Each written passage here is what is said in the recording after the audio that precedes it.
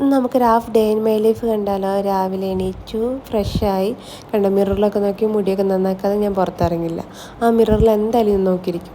അങ്ങനെ ഞാൻ നടന്നു വന്നിരിക്കുന്നത് വേറെ എങ്ങോട്ടും അല്ല ഗേസ്, ചെരുപ്പിൻ്റെ എണ്ണം കണ്ടാൽ നിങ്ങൾക്ക് മനസ്സിലാവില്ലേ, ജിമ്മിലോട്ടാണ്.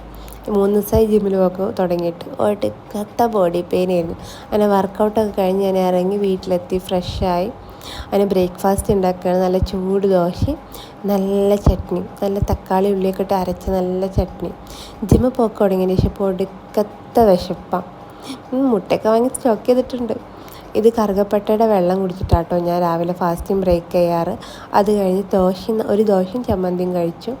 അതിൻ്റെ കൂടെ ഒരു കുറച്ച് ടൈം കഴിഞ്ഞപ്പോൾ ഞാൻ പ്ലിക്സിൻ്റെ ഗ്ലൂട്ടാത്തയോൺ ടാബ്ലറ്റ് എടുക്കുന്നുണ്ട്. ഈ ബബിൾസ് വരുന്നത് കണ്ടോ.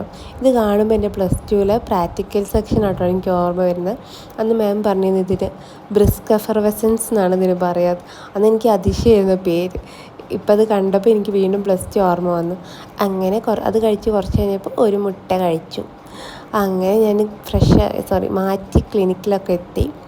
അങ്ങനെ ക്ലിനിക്കിലെത്തിക്കേണ്ട ഈ ബോട്ടിൽ കാണിക്കുന്ന വെറും ഷോ ഓഫ് ആട്ടോ, നിങ്ങൾക്ക് വെള്ളം കുടിക്കുന്നുണ്ടെന്ന് അറിയിച്ചതാണ്. എനിക്ക് ഭയങ്കര ക്ഷീണം ജിമ്മിൽ പോയി കഴിഞ്ഞാൽ.